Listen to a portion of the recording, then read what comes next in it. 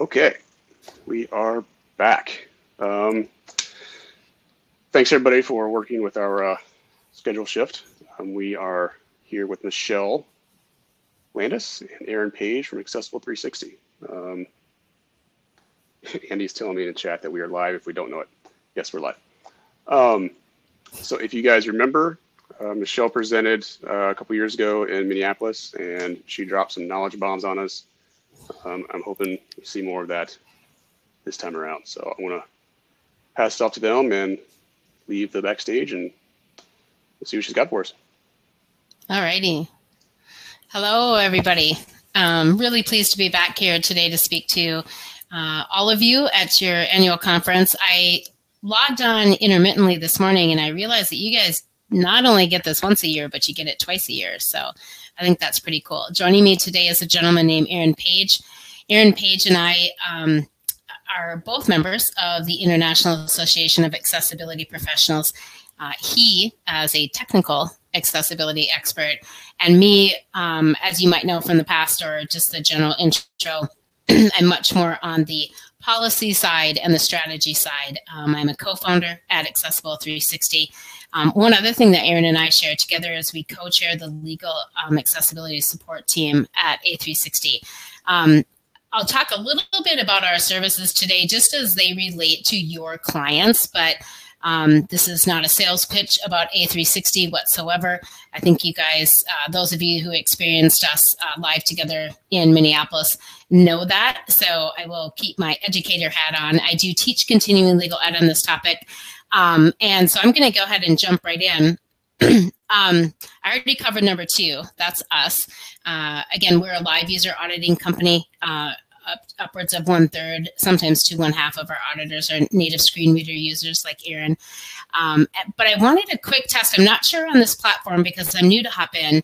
Is there any way that somebody who is moderating, or all of y'all that have been hanging out with each other all day, can you give Aaron and I just an idea of how many of you are on the design side and how many more on the development side? That's one question I just always like to start with before I start speaking. In a group like yours, inevitably there's a mix, right? Can somebody shed a little bit of light on that for me? Don't all jump in there at once. I don't think we have any moderators then with us. I'm going to assume that there's part of the group that is on the design side, maybe crossovers as well, and also do development work. So we'll speak to both. We are located in Minneapolis, Minnesota. We've had, like everybody, a lot going on this past year with COVID. We moved our office and shut it down. Well, first shut our office down and then moved it. We also had some other pretty monumental events related to civil rights here in Minneapolis this summer. Much of that happened very, very close to our office. If anybody is familiar with the Minneapolis area, we were in the Uptown area, and the murder of Mr. Floyd happened actually on our same street, just about 1.5 miles away. What I'm here to talk to you about today is less really about technical. You know, you guys are working in tech all day long. Even the solutions that you bring to your clients are technical in nature. I'm an ex-UI consultant, so I understand obviously the usability of things is very important. But I think what we'll talk to you about today is probably mostly about humans. And on that note, I added this slide after the past couple of days. A funny thing happened on our way to this conference. So this is shared in an educational way. It is by no means meant to out anybody at any company or any platform that's out there or anything whatsoever. But I think it is the most unique situation and real experience that Aaron and I can share with you. So when we were set to join the conference and present, we typically obviously look and see which platform we're on, right? If we always present in Zoom, if we're controlling it, it's fully accessible. You guys are using Hopin, which has been really fun to learn about, but we did have to go through quite a few testing rounds and that type of thing, just to make sure that Aaron, who's a native screen reader user, could do all the things that we need to do with our presentation today. So we might share a few more of those examples. Also, in full disclosure, using the Hopin website as a screen reader demo, and here's my reasoning for choosing it. I could have used, any retail site out there. I could have, found an expression engine site. I can't even remember if we tested this a couple of years ago or not. But the reason I thought we'd use Hopin is it's new to us. They have a brochure site. I want to make it well known that Hopin is working on their accessibility. They're working with a third-party vendor, and they're very aware of anything that's not maybe fully usable yet. But it speaks to the great story that everyone is at a different place in their journey with accessible development and design and the user experience. And so, again, everything that we share on today's call will just be educational. And I wanted to make sure that no one felt that we were targeting Hopin or because we're using them for the website demonstration. So here's our first attempt at making to see how this works. I'm going to stop sharing my screen, and I'm going to toss this over to Aaron Page so that he can share his screen and walk you through a JAWS demo. So JAWS Action with Speech is a screen reader system that Aaron Page uses most primarily. You probably use MBDA, I'm sure, right? Aaron as well. So I'm going to toss it over to Aaron. You'll see how that screen sharing comes up. And then what we want you to experience is a website through a screen reader, a native screen reader user experience. So thanks, Aaron. You bet. Can everybody hear me? Or can you hear me, Michelle? I can. Yep. Perfect. All right. I'm going to go ahead and I'm going to turn on the screen share here. Technology platform for virtual. All right. So, can folks see my screen share and hear my screen reader coming through? We can. Yep. Perfect. Okay. So, hi, everybody. As Michelle said, my name is Aaron Page. I am blind, and I am a native user of screen reading software. I was born with congenital glaucoma. I lost my remaining functional vision about 12 years ago. I've been working in the electronic and information technology accessibility industry for the last 8 years, the last 3 of them here at Accessible 360. And so, as Michelle said, I want to give you just a little demonstration as to what it's like using a screen reading software. The screen reader that I'm using here is going to be JAWS Access with Speech. Michelle mentioned we call it JAWS for short. JAWS is kind of one of the 2 most commonly used screen reading software that is out there on the market. JAWS and another open source screen reading solution called Non-Visual Desktop Access make up about 70–80% of overall screen reader users and what screen reading software that they use. At Accessible 360, these are the 2 screen readers that we use as well, and they're both available on Windows PCs. So the first thing I'm going to do is just go ahead and let the screen reader start reading down from the top of the page. This is at the default speech rate that I normally listen to. So I would just want you to be able to kind of hear and get an idea as to what it sounds like for a native screen reader user when they're listening to it at a default kind of normal speech rate that I would use. Visit current page, link home, navigation region, link features, link solutions, link about, link pricing, link explore events, link resources, visited link login, link request demo, navigation region and banner and heading level 1, create virtual events. People Love Hopin is an online events platform where you can create engaging virtual events that connect people around the globe. So, that right there was my default speech rate that I use whenever I'm surfing the web or when I'm auditing, responding to emails, that type of thing. You probably weren't able to understand much of what the screen reader said, and that is to be expected. A typical screen reader user who's fluent and proficient using the software runs the software usually anywhere between 300 and 500 words per minute. And so that's what you're hearing here. Really, it's essential when you first install screen reading software, it will default to a much slower speech rate. And as you first start using it, it's important to use it at that slow speech rate so you can really understand what it says and listen to it and understand and comprehend it. But in order to efficiently and effectively use screen reading software to navigate websites, you really do have to learn to be able to listen to it at that faster speech rate, because at the slow default speech rate, it would take you a very long time to be able to get through a single page worth of content. And so that's what it sounds like for me when I'm using my screen reader normally. I'm going to go ahead and turn the speech rate down now so you'll be able to kind of listen and better follow along with what it says. Hopin is Too slow. Hopin is an online. Hopin is an Okay. event. So One thing to note about screen reading software is screen reading software elements, the page is one-dimensional content. So what do I mean by that? A sighted user looks at a web page and you see 2 dimensions. An element may be located in the upper right-hand corner. It may be located in the bottom center. You may have header content at the top and footer content visually at the bottom. So elements are positioned in 2 dimensions, up, down, left, and right. For a screen reader user, really, the content is one-dimensional. The page is presented as a linear stream of text, and I have the ability to move forward and backward through that stream of text. Most often, developers in particular, who are trying to use screen reading software to QA test the accessibility of their own content, often a big misconception that they have is they will install a screen reader and they'll start pressing the tab key in order to navigate through content. And that actually is not how screen readers navigate, because the tab key only moves between focusable elements, so links and buttons and form fields and that kind of thing. But anything that doesn't get focused, think non-linked images or paragraph text or heading text, would never get focused and would never get read out by the screen reader if all you're doing is hitting the tab key. So instead, the best way to do it is to use the down arrow key. And that's just what I'm going to do here. I'm just going to start at the top of the page, and I'm going to just press the down arrow key a few times. And you can hear how the screen reader just goes from one element to the next each time I press that down arrow key. Banner. So here it said banner. Visited current page link home. Here is the link to the home page. Navigation region. Here is the start of the navigation region. Link features. Here's a features link. Link. And you'll notice I hit the down arrow key after features. So here's features. I'm going to hit the down arrow key. And there's actually this pause. The screen reader didn't actually say anything when I pressed the down arrow key here.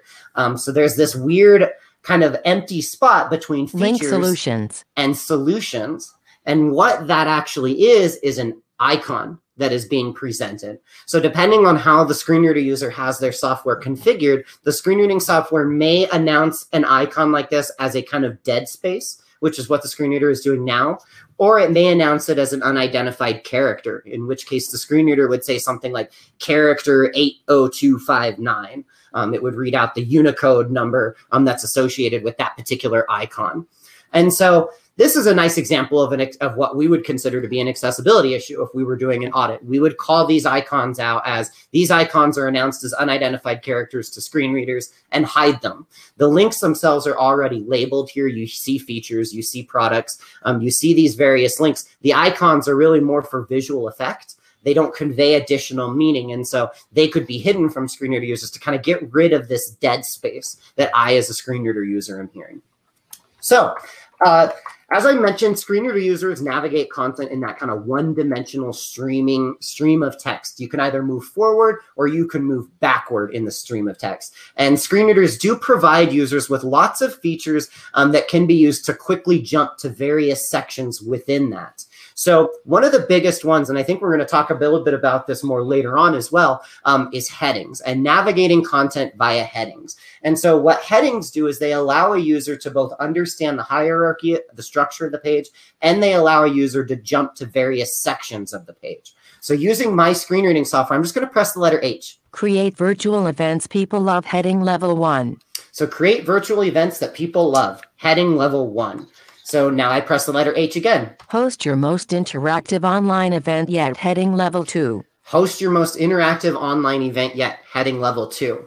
So you can see that each time I press the H key, it's moving me from one heading to the next in the order in which they're presented on the page.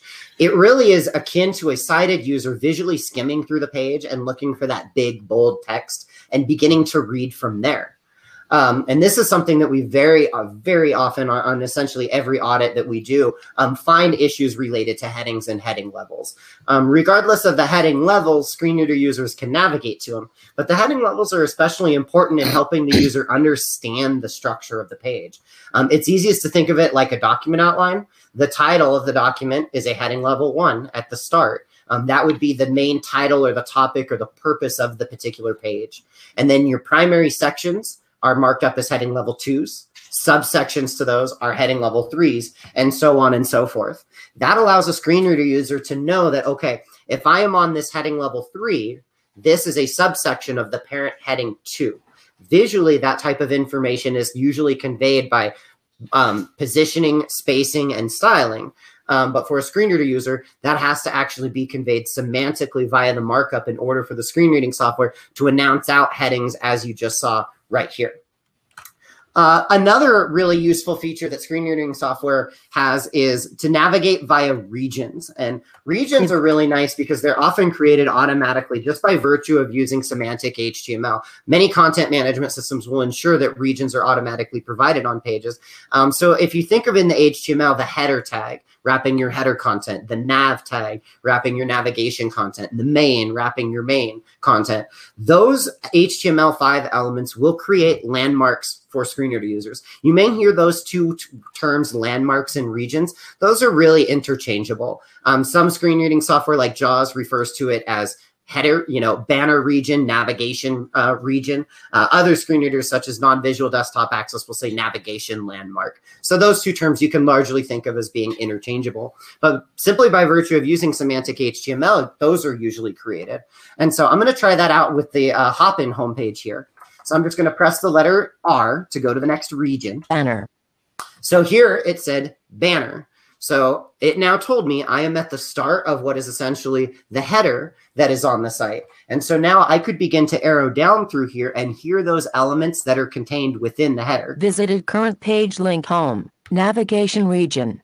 So here inside of the header is the navigation region. So there's likely a nav tag that is generating this in the HTML. So then you can have landmarks nested within one another. So in this case, the navigation landmark is nested within the header landmark, which is perfectly valid, no problems there. But you can see how it's informing me at where this section starts. So this is the start of that of the site's main navigation.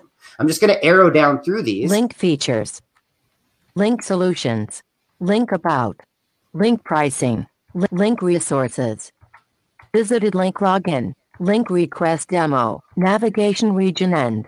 And so here it said navigation region end. That is the really nice thing about landmarks/regions is not only do they allow the user to quickly navigate to a particular section. So say I'm on some inner page on the site and I want to quickly get back to the site nav, I can jump directly to this navigation landmark. Not only does it allow me to do that, it also clearly defines where it begins and where it ends. So you heard the screen reader say that the start of the navigation region, and here you heard it say the end of the navigation region end. So that's, again, that is the type of information that's usually conveyed to users visually, just by being able to see visually where those navigation links end and, okay, now it's on to the start of the main content. But without having that defined programmatically in the HTML, screen reader users may actually not know that, okay, this content is your header, here's where the header ends, here's where the main content begins, here's your site navigation, and there's no way for users to quickly kind of effectively get to that and jump around and navigate the site. So you can really see where headings and landmarks are really essential for screen reader users to effectively navigate the site. Just speaking personally, if I am navigating the web and I encounter a site that has no headings and no landmarks, I leave.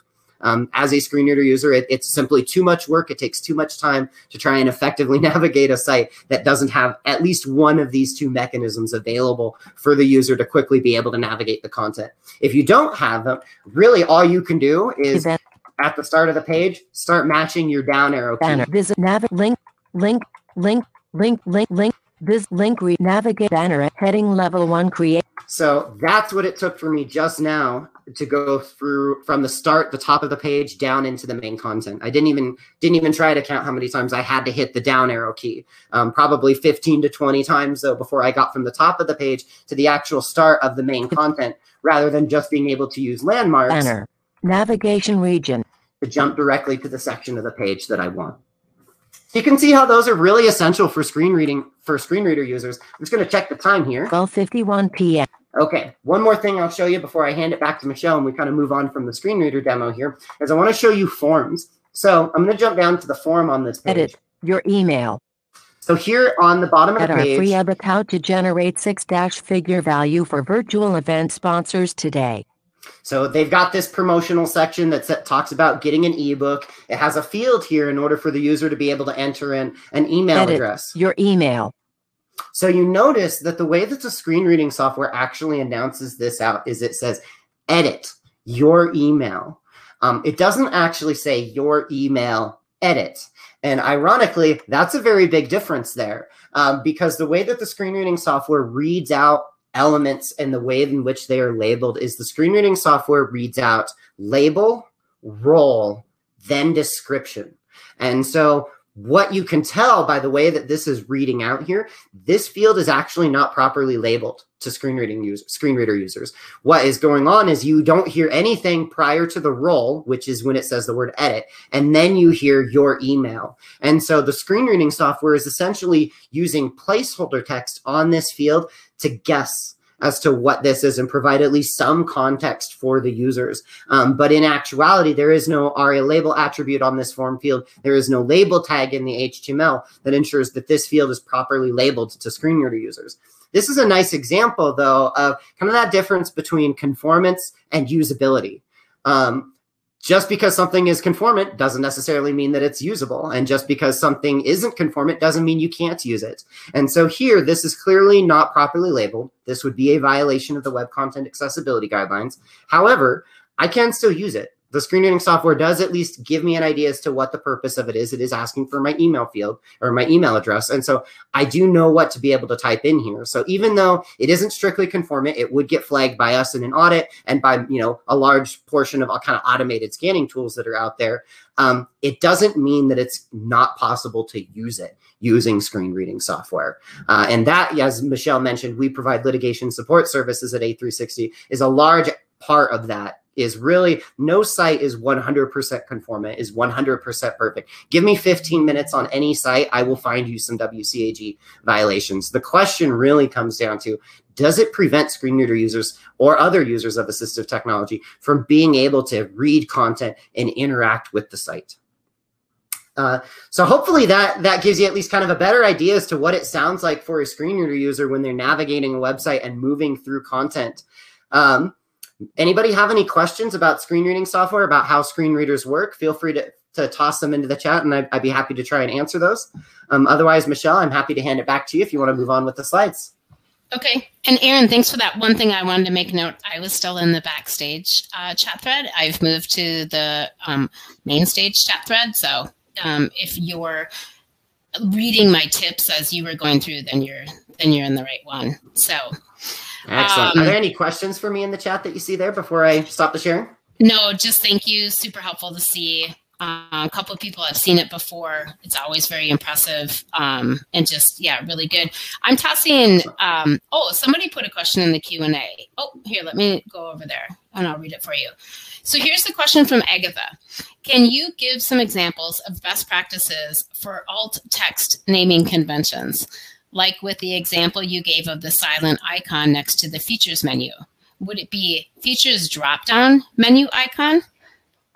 It's a great question. Yeah. Mm-hmm. So image all attributes, we could provide an hour-long training, a 2-hour-long training just talking about image all attributes. The biggest thing to keep in mind is, one, that if the information is already being conveyed to the user in text, then the image is considered decorative at that point. It's redundant, right? The user already knows that this link takes you to the home page. So the little icon of the house is not conveying any additional information. So in cases like that, which is the case with these icons really are decorative. So these could be hidden from users. Depending on how in the code they're being generated, these don't read out as unlabeled images. These read out as icons, you know, something like font awesome, most likely inserted using pseudo classes in the CSS. So these you would want to hide using an ARIA hidden attribute just to get rid of the icon, that dead spot that you heard read out with the screen reader. The text is still there though. The text is already visible and it labels it for screen reader users. So that's what you would do with this example is hide those icons and just let the text do all the work. And another thing to keep in mind, a good rule of thumb when it comes to images is often folks overanalyze images and kind of think too much about them. Really, when you go to describe an image and to provide an all attribute, the goal is to convey whatever the meaning of that image is. Ask yourself, like, why is this image here? What's it trying to convey? That's what your alt attribute should say. Many people try to turn an alt attribute into a literal description of an image. You know, it would be like Aaron Page wearing black sunglasses with red hair and a white t-shirt. No, it would be, you know, if it was a picture of me doing this presentation, it would be Aaron Page providing an accessibility presentation. It's what the meaning is. And when you think about it that way, as the meaning rather than a literal description, it's much easier to deal with your alt attributes. So Aaron, hopefully that helps. It does help. And actually you touched on the hidden label, which somebody else asked about if that wasn't fully answered.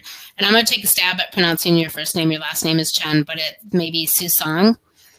I might have gotten that right. I might not have. So I apologize if I didn't. One other question before we move on. Thanks for covering the hidden labels. It came out right in there. How difficult are form captures for screen reader users, Aaron? How difficult are they for me? Can I just answer that question first?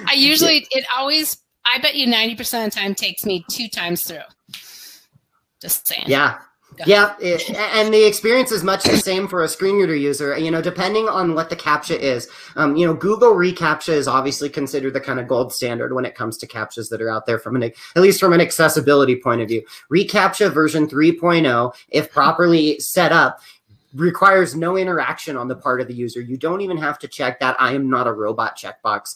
If you have reCAPTCHA v3 configured correctly, and if it determines that you are not a bot, there's no requirement from the user. And that's obviously the optimal thing. As Michelle said, they're not great for anybody. If you can't do reCAPTCHA v3, reCAPTCHA v2 is a good solution. You know, the constraint there is to know that folks who are both deaf and blind. So somebody, you think of Helen Keller, right? That's a very common name. She was both deaf and blind. And in order for folks like that to interact with content on the web, they use what's called refreshable Braille. And in order for content to be presented in refreshable Braille, it has to be able to be read by the screen reader. And audio captures are not read by a screen reader. They are essentially like a recording that gets played, but is not able to be captured by the screen reading software. So reCAPTCHA v2 would be completely inaccessible to somebody who requires refreshable Braille. So long story short is it really depends on the CAPTCHA. Just seeing that you have an audio CAPTCHA is alone not enough to ensure that your content is going to be accessible to a wide range of users with types of disabilities. WCAG 3.0, which is still a few years down the pipeline, is clamping down a little bit more on CAPTCHAs and requiring, in order to be conformant, the idea that you have to have some mechanism for users to be able to do it that doesn't require interaction. So this is an area that is developing over time. The best thing you can do for right now, use reCAPTCHA 3. If you can't, use reCAPTCHA v2, but be aware it's not accessible for everybody. So you need to have either a phone number or a contact form, some other mechanism for folks who can't get through that CAPTCHA. Great. I was going to put that in the recommendations, Aaron. Thank you. One last question, then I'll have you stop sharing the screen, or you could do so now and I'll get the deck back up. Somebody else asked, how often do you disable JavaScript in an attempt to make a website more accessible or readable, Aaron? I do not.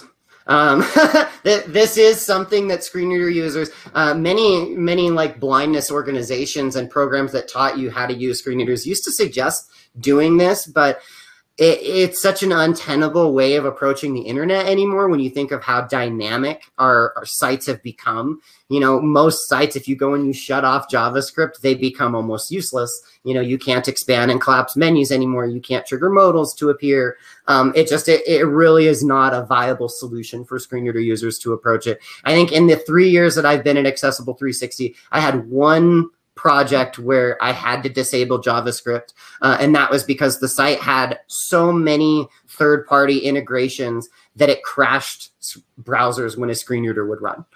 That is the one and only scenario where I've ever disabled JavaScript, and that was because of just the sheer number of external integrations and external JavaScript that was running on there. It caused screen readers to crash. And for that client, we had to go back to them and have them work on whittling that down a little bit and figure out which ones it was that was causing the instability there. Mm-hmm. A couple of just round up questions, and then Aaron, again, I'll have you stop sharing and I'll go ahead and take back over the sharing. Whenever Aaron and I hear the question about alt text, we just kind of like, oh, you know, because like one of the participants said she's heard so many different variabilities of it. My overall suggestion is this: ask a blind person. Aaron Cannon, co-founder of the company with me, when we present, sometimes he says, quite flippantly, but quite poignantly, there's a reason they call things eye candy. If it is just going to be noise to me, I'd rather you just skip it. If it doesn't make, if not labeling an image with a long, or any alt text, you can have an alt text of none. Please keep that in mind. What I want you to understand, and hopefully the demo shared, was that screen reader users listen to what you've created, what you've developed. And if listening to a ton of pictures of lawyers' headshots, for example, on a law firm website isn't helpful, or the lack of there being a long description in there does not create inequitable access to content, information, or functionality. We chuckle, and sometimes when we teach, we pull in alt texts that talk about colors. Why in the world would an alt text need to have green or a white shirt or red hair? Common sense, concise, and crisp is those 3 C's I've heard a lot of my auditors talk about. So again, happy to follow up with any questions. You'll know where to find us, and we're happy to answer any of those further questions. So task switching. I'm going to try and, sorry, Michelle, I'm going to try and stop the sharing here. You're going to listen to my screen reader as I go to stop sharing. Link. The full screen reader experience Stop sharing button. There we go. There you go. All right. Should be back to you. Yeah, back to me. Okay. So I'm going to get through, I'm going to take you down a little bit of a different path. A lot of these stats that I just wanted to share, I realize the audience I'm speaking to, you probably know them. I'll go very rapidly through these and get into another section of some kind of meaty stuff for you guys. Current worldwide estimated population of 7.8 billion, approximately 4.93 billion people have access and use the internet frequently. It's staggering to me. I'm an older worker, like not that old, but I mean, I've been around a while. And it amazes me to watch those tickers about how many websites get launched every day and all this kind of thing. Every new launch of a website is an opportunity to be inclusive and make sure that everyone can be in the same audience. Hopefully at the end of our presentation today, you'll at least have hope. You'll have confidence in the fact that you can bring everybody into the audience that you're creating, most typically for visual users, but keep in mind there's a whole bunch out there that are not. 63% of the world population uses the internet. That's huge compared to when I first started working. From 2000 to 2020, the usage of the internet will increase over 1,225%. This one I like to share too, and I pulled these from a global accessibility legal webinar that I did recently, and it talks about users in other countries. As your clients' economies and their client base grows more global, it's important to pay attention to this. Those of you that work in marketing, or if you're trying to affect the SEO, remember there's nothing greater that you can do instantaneously for a site's SEO than to use semantic HTML and mark up everything and label everything. Accessibility and SEO go really truly hand in hand. So a couple of other stats up here talk about the Middle East. They've seen over a 5,225% growth in internet usage since 2000. One of the reasons I kept the ones in here about Google and Chrome is that it explains why, when you're working with auditing companies like A360 or others, to clarify which browsers they're doing their auditing work on, and again, which assistive technologies. We talked about JAWS, we talked about NVDA. On mobile, remember, on iPhones, it's going to be VoiceOver. On Android, it's going to be TalkBack. Windows has Narrator. No one's using it. Not very many people are using it. So again, if we ever have a potential to work on a shared client site, the methodology in live user testing is that you go, build to that 80%, build to that 90%. Also, nearly 90% of people with vision disabilities and or total blindness use iOS products, so they're Apple users. And so if you ever have to make a business choice or a recommendation to a client, have them fix the iOS and then worry about Android later. They'll be covering the majority of the users out there. So I'll bring the stick into the conversation a little bit. In full disclosure, I told you I teach continuing legal ed. I want to share some of the trends in the legal space so that if you get asked questions or your coworkers get asked questions by clients about what to do, first and foremost, don't ever impersonate an auditor. I don't have this trend up here because I don't see it as a trend, but I have seen it happen many times, where an agency maybe gets a little too far out over their skis and they include accessibility in their build. Be really, really careful about that because agencies have been countersued when their clients get sued. This comes down to contract language, so any agency principals out there or owners, I'm happy to help you with some sample contract language of that. My advice to you, this is my marketing hat and monetization hat as a CRO.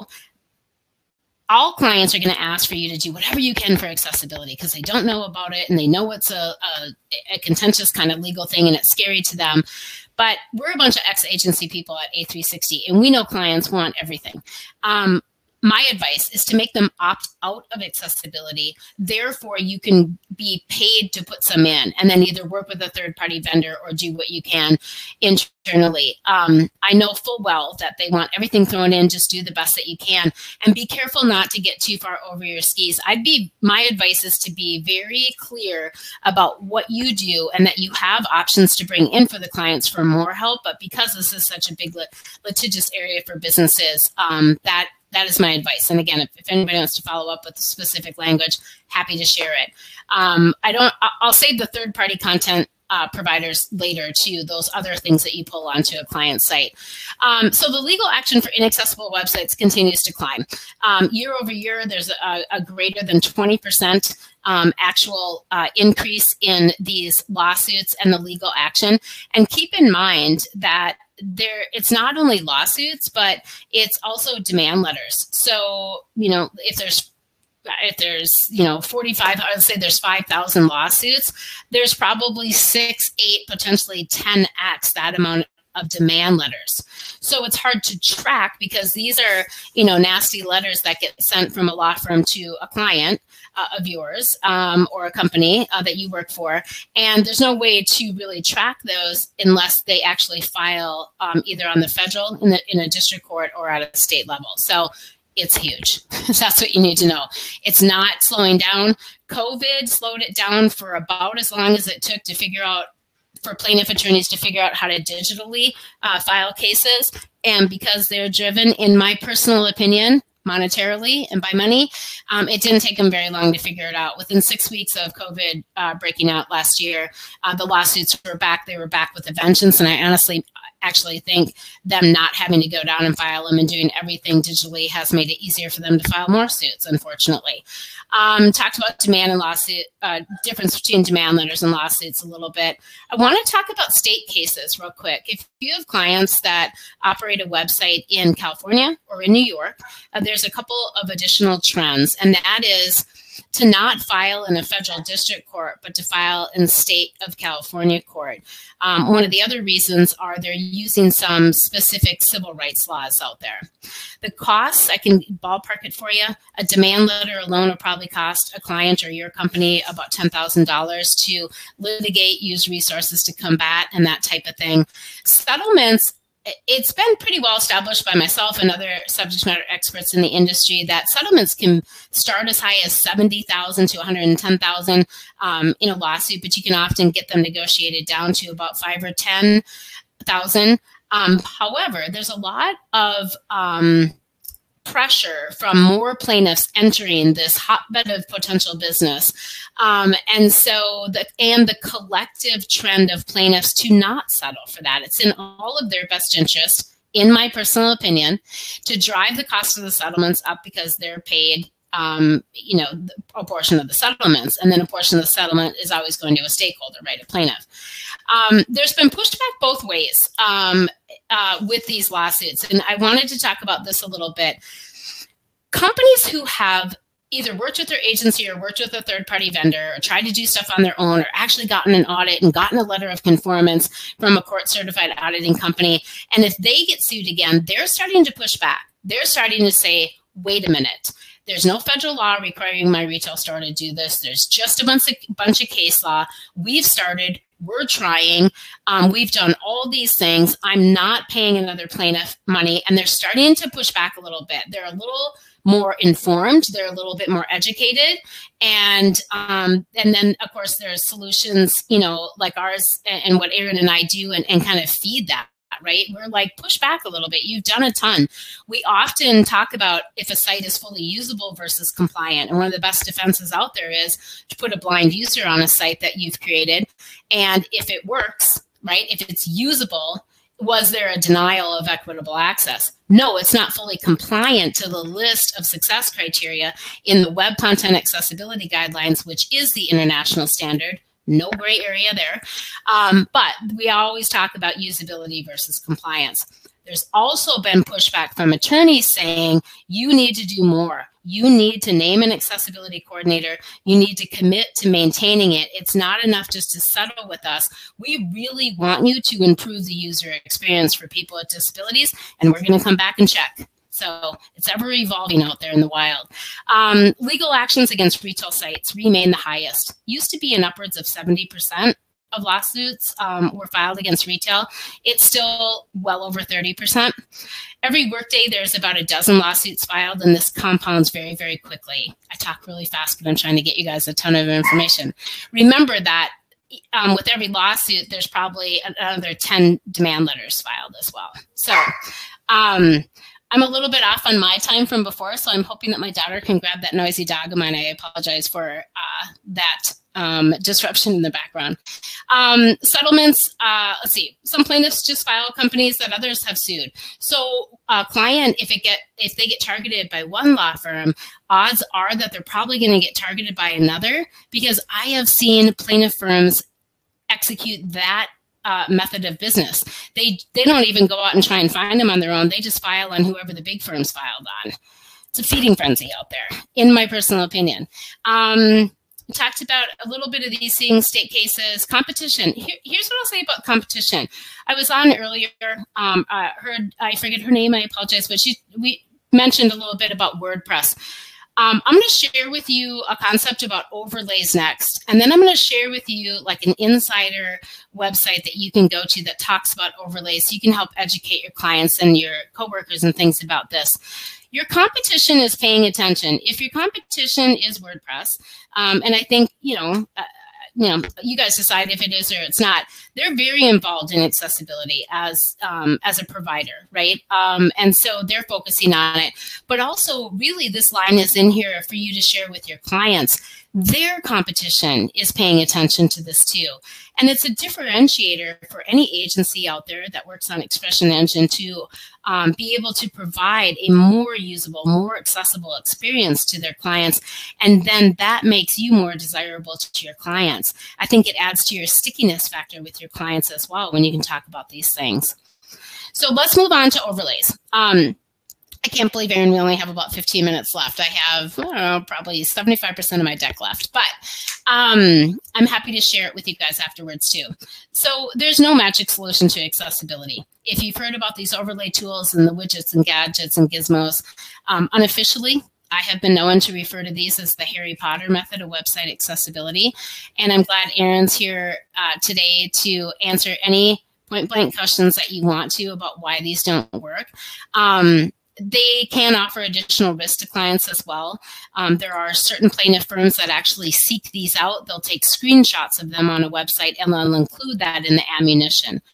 I do have an overlay fact sheet. It's full of information from subject matter experts, our peers in the industry, Aaron's cohorts, right, and other stakeholders.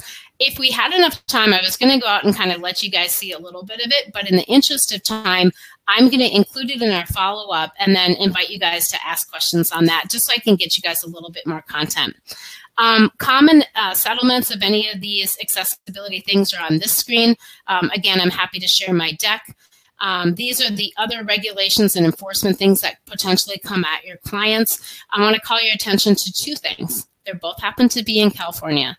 The California Consumer Privacy Act requires WCAG 2.1 level AA in effect now in 2021. So please be aware of that as you're implementing cookie notifications and privacy notifications on client sites.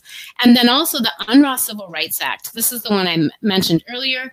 This one carries with it violation fees and attorney's fees for sites that don't comply. And so that's why a lot of the state cases are filed there. Another quick summary about people with disabilities, just the global effect of how many there are, right? 1 in 10 men are colorblind. 1 in 3 U.S. families have at least one member with a disability. And here's the clicker for your clients, in my opinion. $544 billion worth of spending power of those people with disabilities. And so we want to make sure that everybody has a right to be in the audience, has access to being in the audience, to access your clients' goods and services.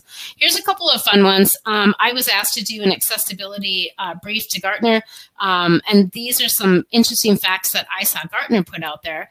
By 2024, the World Health Organization will identify online shopping as an addictive disorder. I found that fascinating. Apologize for not capitalizing health there. By 2023, the number of people with disabilities employed will triple due to assistive or artificial intelligence and emerging technologies, reducing barriers to access. I think that's really important because we've never had people, humans, age later into life dependent on the technology like we have today. I want to continue to work for a while. That's why I went back to school and learned a lot about digital technology at a point in my life when my kids were launched. And so as we look to stay employed longer, technology is going to be a big part of that. One of the other things that's really important to also understand is legacy and enterprise systems will need upgrading or replacing. I only point to the airlines as the epitome of the example of that. And those of you that know what I mean about the hospitality industry and the archaic types of systems that we run our airlines on, you can just sit with that thought for a quick minute. One really interesting one is organizations that actively employ people with disabilities experience an 89% higher retention rate, 72% increase in employee productivity, and a 29% increase in profitability. So diversity within your own teams is something that I couldn't be more a proponent for. I'm going to launch this section because this is the one I really kind of wanted to get to in the time that we have left. And that's what's coming at you. So, Erin, I want to just talk about the WCAG 2.2. We are currently using the Web Content Accessibility Guidelines version 2.1, level AA. Real quick, to cut to the chase and clear stuff up. Level single A is not good enough. Hardly anything is improved. AA is where it's at. AAA is pie in the sky. Don't worry about AAA. It's not required. You'd have to change the look and feel of your website in order to meet those requirements. So just understand what we're telling you is the truth here. AA is where it's at. There is an accessibility guidelines working group, and they've got a draft of 2.2 coming out now. Here's the truth of it. It was supposed to come out last November. They kicked it down the road 6 months, so we could be facing this summer. I'm going to run through the highlights, and then I'm going to see if anybody has any questions or if Erin wants to pile this on, because I think this is pretty important to the daily work that you guys do. Again, it's still not published yet. It augments, but does not replace 2.0 or 2.1. Each version builds on it, right? Like a feature set in Windows. Backwards compatibility. So conforming to 2.2 means that you also conform to 2.1 and 2.0. We've been doing our audits, for example, as a business to 2.1 now for a long time. We also offer letters of conformance to 2.0 or 2.1. As we move forward, we'll open it up to all of them, of course. There are 9 new and 1 updated success criteria. 4 are level A, 4 are AA, and there's 1 AAA. So there was also 1 promoted from AA to A. Why the new version? It just continues the work started in WCAG 2.1. It's improving accessibility guidance for users with cognitive and learning disabilities, which we find fascinating. So maybe not the typical screen reader user or keyboard-only navigator that we've been talking about for a number of years, but it introduces a lot more success criteria for those with cognitive or other learning disabilities like dyslexia and other things. Users with low vision, again, aging population, and all disabled mobile device users. So again, 2.1 brought new input modalities for responsive web design. This builds on that. What I will say is we're happy to give you a lowdown. That's my contact information there. We're happy to give you a lowdown on these. And then Aaron mentioned 3.0. What I want to talk about in 3.0 is a real shift. And Aaron said earlier, this is not in draft form, it's in theory form. I have a meeting tomorrow, actually, as part of a sub-work group that's an international group. So people from all over the globe are on this. It's not just about new success criteria. It's really a new approach to web accessibility, or digital accessibility, if you will. It expressly includes guidelines for web, mobile, and desktop applications. And I would say actually tablet too, those multiple breakpoints. Not necessarily compatible with 2 point anything. It specifies how to test against standards and how to score those tests. So really, my personal opinion is it seems to be educating people more about how to test these things, kind of break down and myth bust a lot of this. We anticipate substantial conformance in addition to full conformance. So again, like we issue our letters of conformance with this site is substantially conformant. It's fully usable, substantially conformant. As Aaron said earlier, it's pretty hard to be 100% compliant all of the time. Real quickly, problems with previous versions. There was more of a true-false accessibility, and that doesn't match the real world. You've got a real-world person here, so please ask any questions you'd like. Accessibility is a spectrum. All companies are on their journey. Like we said, too, in the beginning of this, the more education, the more awareness that we can do on this topic, the better we're able to help everybody. WCAG is all but useless for people new to accessibility, right? So if you're brand new to it and you hadn't been here in the past 8 years, you know, you need to join in the journey and be able to make an impact wherever you're joining in. A 10-year or even 2-year refresh cycle fails to keep up with tech. So that's for you techies. But what else? I'm going to pause there, and because I want to do a time check, and I also want to go back and just see if there's any questions in the chat, and invite Aaron to comment on 2.0 to 2.2, and anything on 3.0, because we're coming pretty close to the end of our time. Michelle, you do have a few more minutes if you need it.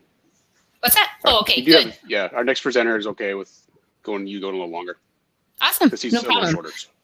So Aaron, I'm going to read just a couple of things in the chat. Let's see. Oh, I had to dump a client that insisted on using one of those tools or overlays. Yeah, that's unfortunate. Let's bring that up. 2 more quick things in the chat, or excuse me, in the Q&A. Aaron, for you would be dexterity issues. How would those disabilities be handled? That's a great question. Thank you, Paul. And also, what should designers focus on in terms of accessibility? It seems devs have more obvious actions to take, alt text ARIA. I'll talk about designers in a little bit, but Aaron, I'm going to toss it over to you to kind of round out the myriad of questions and concepts I threw out there in the past 15 minutes. Go. Yeah. Well, let's see. So let's take the question of in regards to users with dexterity impairments, or disabilities that might prevent you from being able to use a mouse or anything like that. So certainly that is something that's required by the WCAG. The nice thing is in 2.1, a few additional success criteria were added to ensure that content is accessible to users who use speech control software. So think Dragon Naturally Speaking is probably the most common and popular example of this. So now in 2.1, there is an additional success criteria to kind of ensure that content is accessible to users who use Dragon. The nice thing is that really by ensuring your content is accessible to keyboard users and to users of screen reading software, you can feel pretty comfortable that the features and functionality are going to be accessible to users with dexterity disabilities or are using alternative human interface devices. So, you know, if you're using a SIP puff switch, or if you're using a foot pedal, or you're using a joystick as opposed to a mouse, really, as long as the content is operable using a keyboard, those other types of human interface devices should be able to interact with it. And as long as the content is properly marked up, the name, role, and value are identified programmatically, which is something that's very obvious when you're looking at it with a screen reader, then the content should also be accessible if you're using that speech control software, such as Dragon Naturally Speaking.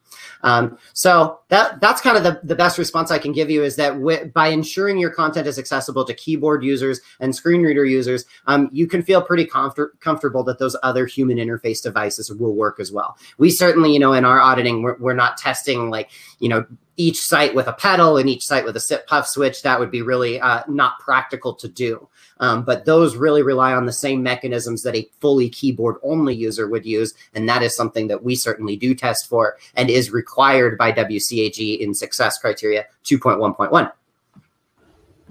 I'm just, visually, Aaron, I'm just kind of cruising through the support slides I had in the back. Again, we're happy to share this with you guys. We pulled together all the information, and I was just kind of flipping through the new WCAG 2.2 guidelines, visible controls, and other things.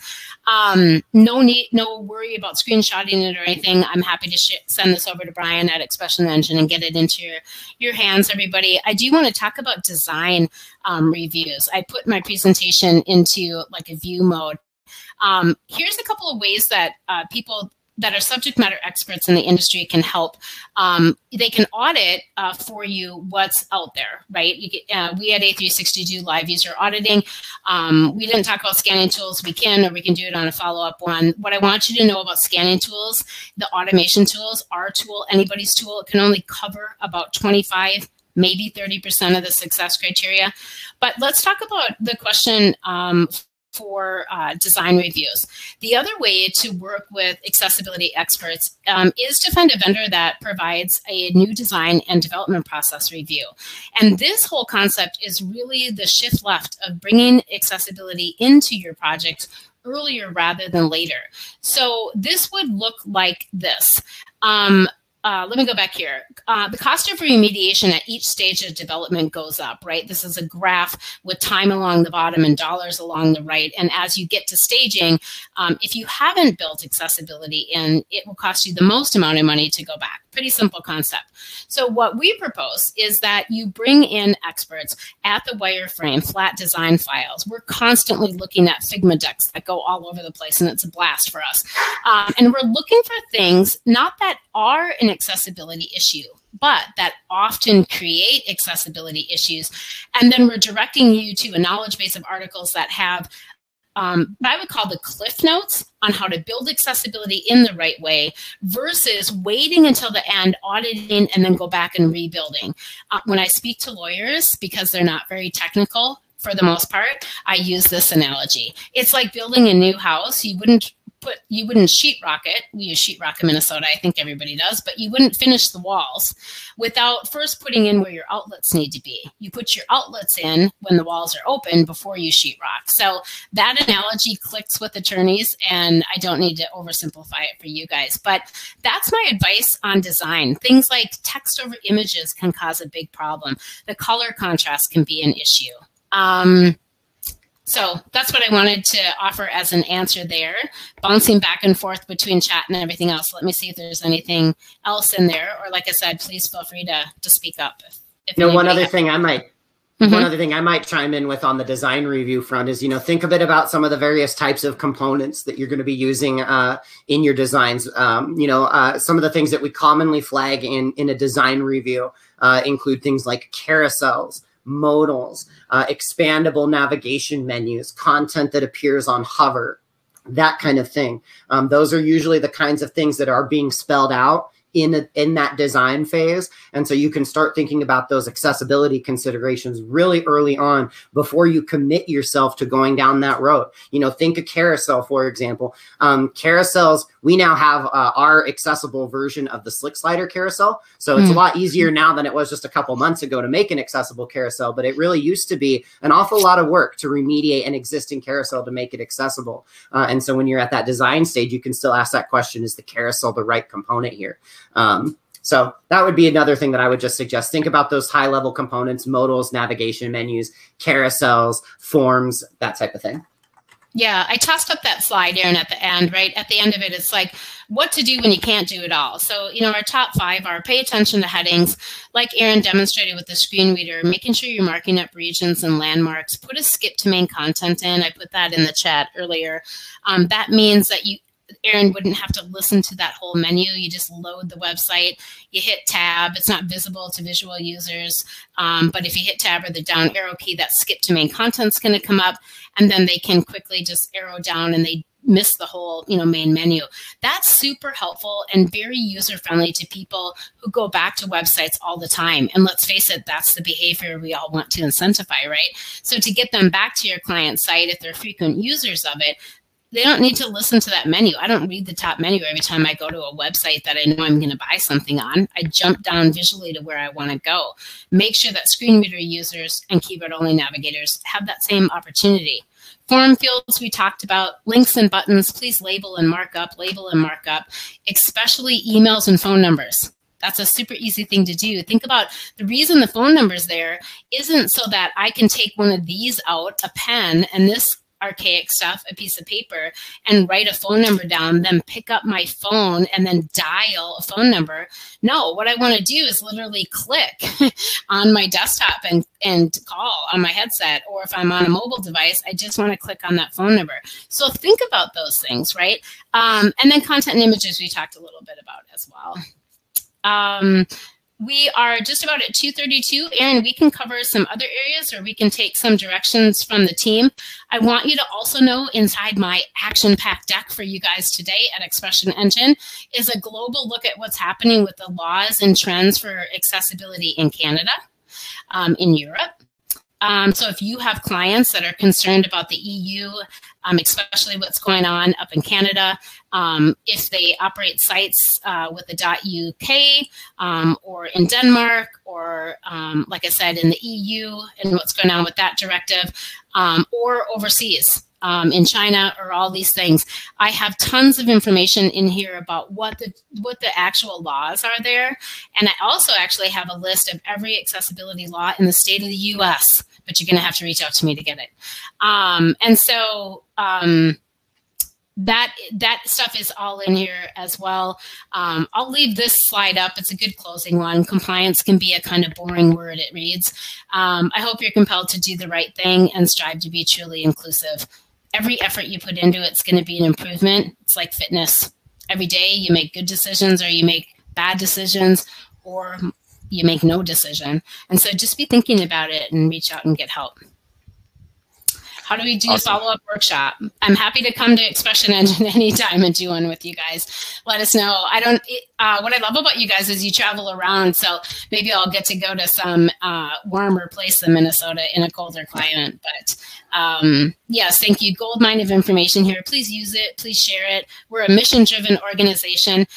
We believe that accessibility needs to be shared. It needs to be studied. It needs to be communicated. And one of the things that I love about my job is not only making the website more accessible to more people, but able to help agencies and business people like you guys, frankly, set yourself apart and bring the solutions to your clients. So think of us. You can think of us for legal, you can think of us for the technical expertise, but also how to speak to clients about this and how to, in a nutshell, get them to act in their own best interest. Awesome, Michelle. Yep, great job. Thank you so much for all that. I know that a lot of people are commenting. It's a lot to absorb, a lot going on. I saw that you shared some tips earlier just about semantic HTML and a few things when we're actually creating our templates, that kind of stuff as well. So everybody definitely go back through and scroll through the chat for all that. We're at 3:35 my time right now. I don't see any more Q&A. You did a great job of handling that. I know that sometimes can be a lot of fun, for lack of a better word, switching between everything. So you did fantastic with that. And yes, the workshop idea. Unfortunately, we had to make the decision that we're still virtual for the fall workshop, or for the fall conference this year. But we'll still do that workshop day. So maybe our teams can talk about doing a workshop the day before the conference when we have those workshop days or something. Yeah, my services team might kill me, but I'm going to tell you that for Global Accessibility Awareness Day, which is May 20th. If you reach out to A360, you can jump in. We'll be limited to the amount of times, but if you've got a really big client or something like that, let us know. You can get some specific questions answered with some of our expertise. We have a developer advocate whose name, wait for it, is Jason Webb.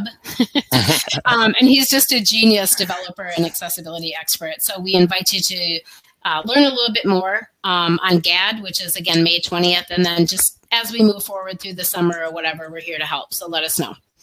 Awesome. All right. I think we're good. Feel free to share any links you've got, Michelle, in the chat. I know I'll put your company here, and then also the overlay fact sheet that you had as well. If you want to share that, or or anything else you've got, feel free to put that in there. Otherwise, and thank you, Aaron. That was really Michelle always does a great job, and you guys have always supported the community well. And Aaron, you just added another dimension to that talk today with the actual demonstration. So very much appreciate you coming on and doing that and sharing with us what it's like to use a screen reader on the site. I've tried that several times, and I always get scared and run out of the room crying whenever I try to use a screen reader. So that was great to see somebody who actually knows how to use it, using it, and pretty awe-inspiring on how you do that. So really appreciate that as well. So. It was my pleasure. Happy to do it. And, we like doing those screen reader demos because, just as you say, it's one thing to hear about it and be told, this will make your site more accessible in an abstract sense, but to actually see the impacts of it and how accessibility works is very eye-opening. So happy to be able to do that for you today. Yep. Thanks, everybody. Thank you, guys. Talk to you guys later. Yep. Bye-bye.